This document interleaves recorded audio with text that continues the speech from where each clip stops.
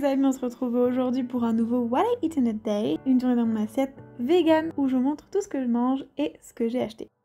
Pour le petit déjeuner, j'ai fait des pancakes à la banane avec des bananes comme vous voyez et cette pâte à tartiner, oh my god, incroyable. Et voici comment je l'ai fait. On va commencer par mélanger 180 ml de lait de soja à la vanille avec une cuillère à soupe de vinaigre de cidre pour en fait faire fermenter le lait et avoir des pancakes plus légers, plus moelleux. Pendant que notre mélange fermente, on va écraser une banane bien mûre avec une fourchette jusqu'à avoir une consistance plutôt liquide comme celle-ci.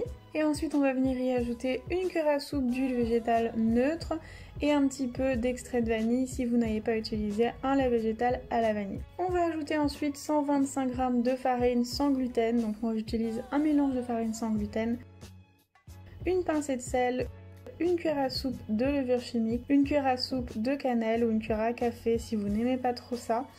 Et vous mélangez rapidement et ensuite on va ajouter le lait et le vinaigre de cidre et on va mélanger jusqu'à avoir une pâte de pancake. Donc voilà, ne mélangez pas trop surtout, mais on doit avoir cette consistance là. Et on va laisser reposer la pâte pendant 5 minutes à température ambiante. 5 minutes plus tard, on va mettre une cuillère à café d'huile végétale neutre dans une poêle antidérapante, une poêle à crêpes ce serait bien.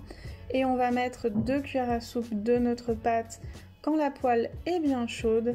Et ne vous inquiétez pas, si vous faites comme moi et que vous en mettez un peu partout, si votre pâte est bien faite, ce sera très facile de rattraper les choses comme ceci. Donc voilà, on va attendre une petite minute qu'il y ait des bulles au-dessus du pancake et on va essayer aussi de le soulever, de le faire sauter. Donc s'il bouge, c'est bon.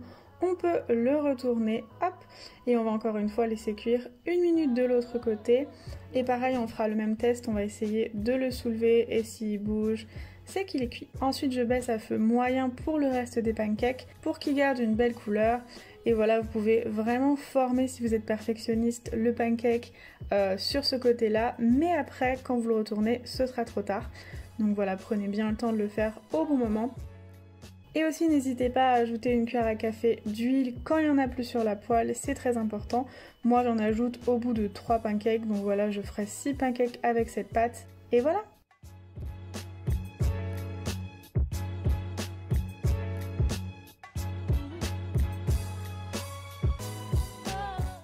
Pour le déjeuner, j'étais partie sur une impro de pâtes au brocoli à la crème fraîche vegan. Donc j'ai coupé les fleurets du brocoli, j'ai gardé le tronc. Vous le coupez en petits morceaux comme ça et vous l'ajoutez au stir fry.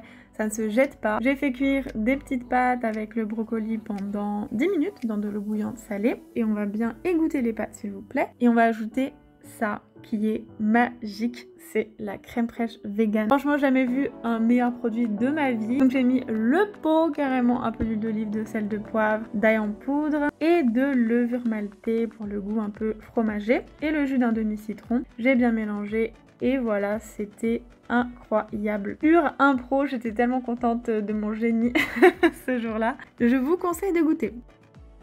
J'ai fait des petites courses chez Picard, donc je vais vous montrer rapidement ce que j'ai pris. Frites, bien sûr, qui sont pas labellisées vegan, je crois, mais qui sont... Ouais, mais qui sont vegan, puisque les ingrédients, c'est juste ça. Et le Nutri-Score, il est à A, donc c'est pas mal. Ça, par contre, c'est vegan.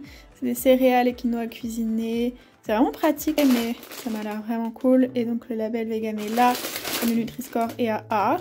Un riz basmati aux petits légumes. Nutri-Score B.